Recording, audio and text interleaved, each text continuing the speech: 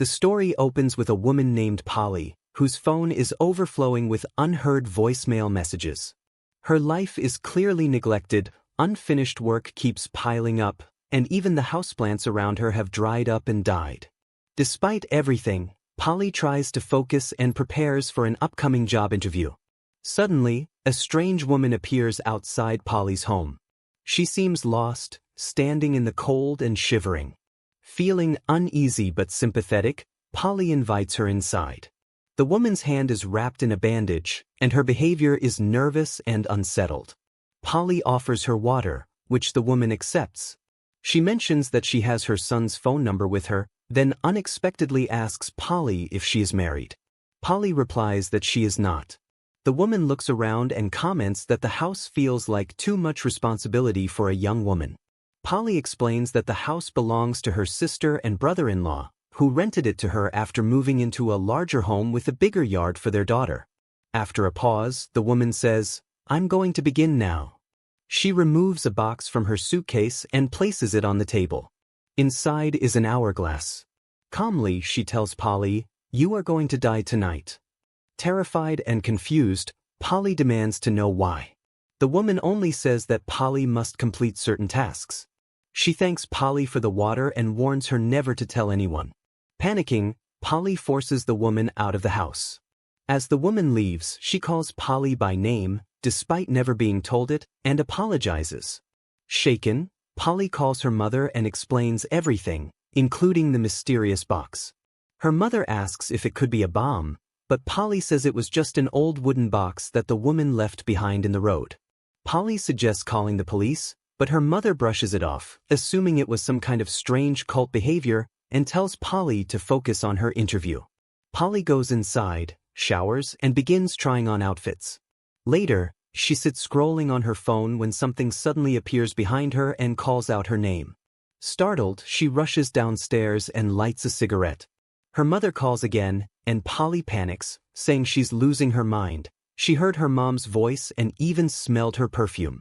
Her mother tries to calm her, so Polly goes back upstairs while still on the phone and carefully searches her room.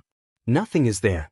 As her mom comforts her by recalling childhood memories, Polly notices something horrifying. The box has somehow returned to the house on its own. Her mother suggests Polly might have brought it inside without realizing it. Polly opens the box and removes the hourglass. Without Polly explaining anything, her mother suddenly understands. That's when Polly realizes this isn't really her mom. A distorted laugh follows and the voice says, "You are going to die." Polly hangs up. Immediately, doors around the house begin slamming violently. Her phone rings again. In her mother's voice, the entity explains that Polly will die unless she places 3 specific things inside the box. Something she hates. Something she needs. Something she loves. The box will know if she chooses incorrectly. Polly first places her cigarette pack inside, calling it something she hates, but the box rejects it. The hourglass starts running. Polly begins choking, unable to breathe, until a key emerges from her throat. She takes the key and rushes to her neighbor's house to call the police, but the neighbor is busy speaking to her husband at the airport. Suddenly, the neighbor receives a call from the police themselves. Before Polly can understand what's happening, the neighbor pulls out a knife and stabs herself, slitting her own throat. The box has claimed another victim. Written on the neighbor's neck is a warning, "Don't you dare." Polly runs back home. The sand is falling faster now. A photograph drops to the floor. Polly has vanished from it. Her phone rings again. This time it's her father's voice, though he died years ago. The voice mocks her, saying she misunderstood what hate means. It reminds her of what she lost the day her father died. Polly realizes the key unlocks a hidden drawer in her closet. Inside are photos of her father and a cross he once wore. When she grips the cross, the lights flicker, doors lock, and a hand reaches toward her. A demon resembling her father attacks her. In that moment, Polly understands what she truly hates. After her father's death, she began to hate God for allowing it to happen. She places the cross into the box. This time, it accepts it. The hourglass resets. Now Polly hears another voice, her reflection in the mirror, repeating, You are dead. A cutter appears in the reflection's hand and then manifests in Polly's real hand. Her sister calls, saying she sees Polly's car outside. Polly begs her not to come in, but the call ends. None of the doors or windows will open. Polly realizes she must now give something she needs. She begs the box for guidance. The television turns on, showing home videos of her niece, Amy. In one clip, Polly is playing with Amy's toes. The message is clear: the box wants Polly's smallest toe. Terrified but desperate to save her niece, Polly cuts off her toe and places it in the box, then bandages her foot. But the box rejects it. Messages flash on her phone saying wrong. The video shows Amy bleeding. Polly pleads again. The box demands her index finger instead. Running out of time, Polly cuts it off, screaming in pain. When she places it in the box, the house goes dark. She uses her shirt to stop the bleeding. This time, the box accepts it, and the door unlocks. Polly rushes to her sister Lainey's house. The door is open, loud music blasting. Upstairs, Lainey and Amy lie on their beds, eyes open and unmoving. Believing them dead, Polly collapses in tears. The music suddenly starts again downstairs. She turns it off and finds the box waiting there.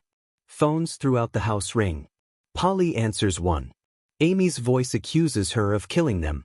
Amy questions whether Polly truly gave what she needed or what she wanted, then asks what Polly loves. Polly says she loves them. Amy doubts her. On the phone, Amy suggests Polly take her nose. Instead, Polly cuts off a lock of Amy's hair and places it in the box. The box accepts it. Lainey and Amy wake up, unharmed, until Amy transforms into a demon and stabs Polly. Polly wakes back up in her own house. The box is still there. Nothing is over. She puts her ring, her necklace, even her blood into the box, but it's not enough. A hand reaches out, trying to pull her inside. Polly escapes and realizes the truth. The box must be passed on. She knocks on multiple doors until a young girl named Tara lets her in. Polly claims she lost her keys and needs to call her sister. While Tara steps away, Polly places the box on the table. She somehow knows the girl's name. Terrified, Tara tells Polly to leave. Polly pushes the box toward her and says, "I'm going to start now. You are going to die." Back at her own house, the old woman reappears, now far worse than before. Controlled by the box, she attacks Polly with scissors. Polly kills her in self-defense. Dying, the woman explains that someone once came to her door too. The box chooses broken people and feeds on vulnerability. She tells Polly not to fear death and thanks her. The hourglass empties. Voices chant, "You are going to die." Polly does nothing. The next day arrives. Everything seems normal. Her niece, sister, and neighbor are alive. Polly's finger is gone, but life continues. She visits Tara's house and demands the box back, but Tara pretends not to know her. Later, Polly stands in the road smoking as her phone vibrates. She ignores it. Watching from the window, Tara hides the truth. She has the box now. She has already cut off her fingers and, in fear, killed her parents. And with that, the cycle continues. Thanks for watching. Please subscribe to my channel and don't forget to smash that thumbs up button.